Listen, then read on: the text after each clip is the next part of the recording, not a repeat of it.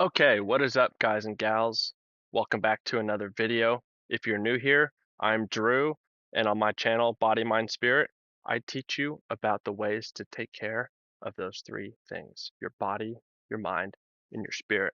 We're all about getting better and growing every day, so let's jump into it. Today's video is about the sources of information that I look to for inspiration. First off, Dr. Joe Dispenza.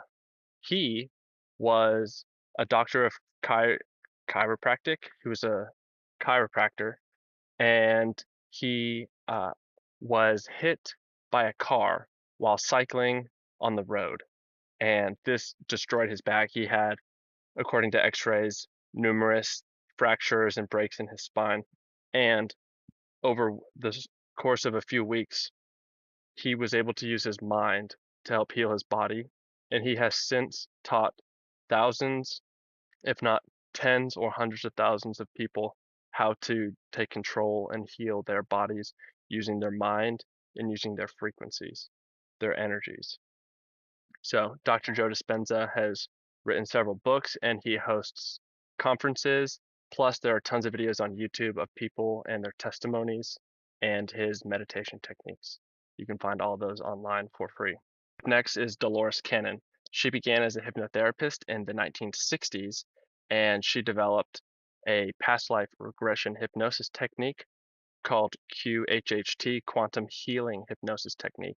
And so essentially, people would come to her, they would have maybe an issue in their life or a question that they wanted to ask, and they would communicate with something like their higher self or their oversoul, the unconscious mind who has seen all of this individual's past lives and has all of that knowledge about the soul's journey and what the soul is meant to be learning in this life, and maybe why certain things are happening in this life and what's going on. So it answers a lot of questions about karma, reincarnation, and the soul's journey.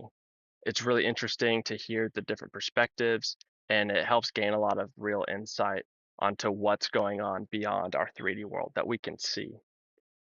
Okay, now let's move into Abraham Hicks, who takes a very different approach. Yet the essence is still about aligning with your own inner reality. Abraham Hicks. Esther Hicks channels a group consciousness known as Abraham, with her late husband Jerry helping to popularize the teachings. They write several books, and there are many audio teachings available online for free. And they focus on alignment, feeling good, and the path to creating reality. You attract what matches your vibration. They essentially popularized the law of attraction, much like Neville Goddard did. Okay, so up next, another source that I've gained a lot of information from. This one's a little bit different. It is a channel. So actually, Esther channels Abraham, and so Bashar is also a channeled entity. So Bashar is channeled by Daryl Anka, who began contact in the 80s. Bashar is presented as an extraterrestrial being. Bashar is out in space.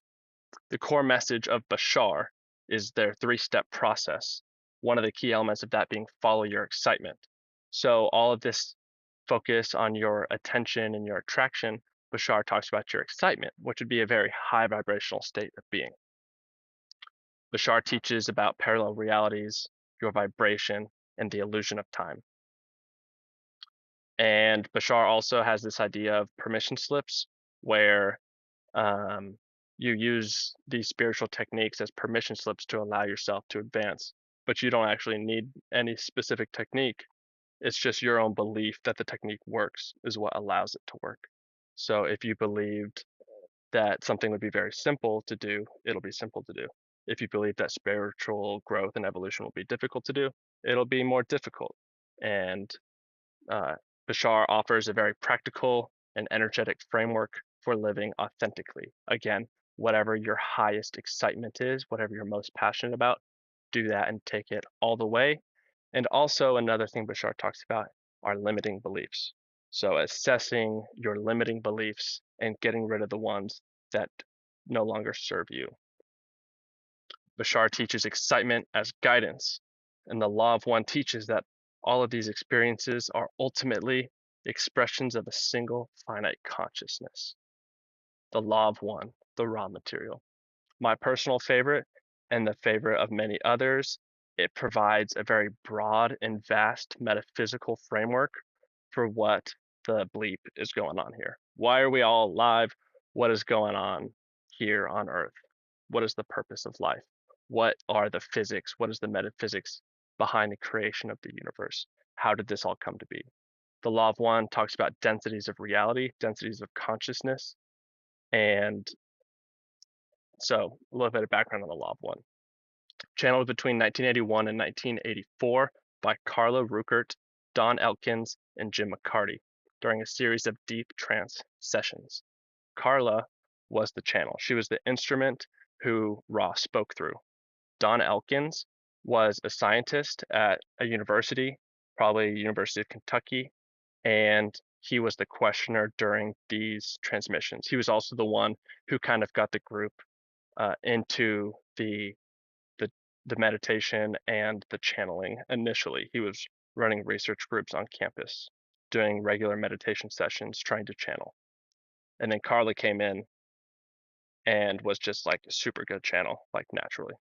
And Jim was the scribe for the raw sessions. So he transcribed everything. Everything was recorded on 2 audio devices, and Jim transcribed everything into text. Also, Jim was there as the third party in the room to help hold the space, hold the vibration, just feeding love and good energy into the channel to help protect the space from any negative entities that might want to cause harm or interject with the interaction happening, and to just hold the space and provide energy. So the central idea of the law of one, believe it or not, is that all is one. There is only one God. There is the one infinite creator, and everything is a sub-logos or is a part of that one infinite creator.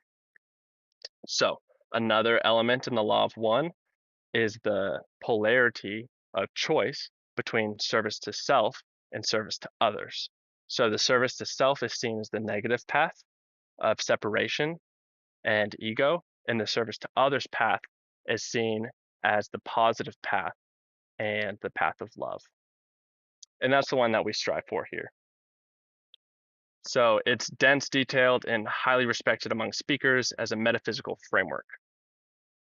And finally, A Course in Miracles brings us all back into perception and practice, showing us how to live in alignment with love instead of fear.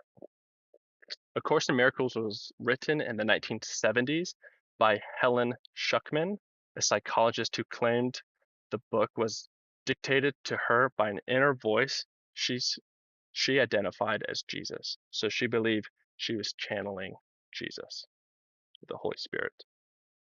In 1976, it became widely studied modern spiritual text with a global following. A Course in Miracles has a lot of very avid followers. It also has a 365-day workbook. So in addition to the text, there's a workbook that gives you daily practices, things to focus on.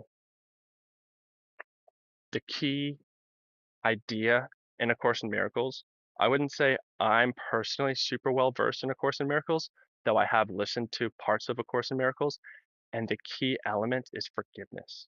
You will not be able to grow and transcend until you forgive yourself and forgive others, because there are no others. There's only you as a part of this creation. And as long as you hold judgment, as long as you hold um, fear and separation, you're not going to be able to live in alignment with your highest self, with love, with peace, and with God. So, A Course in Miracles teaches you how to forgive and cause miracles in your own life.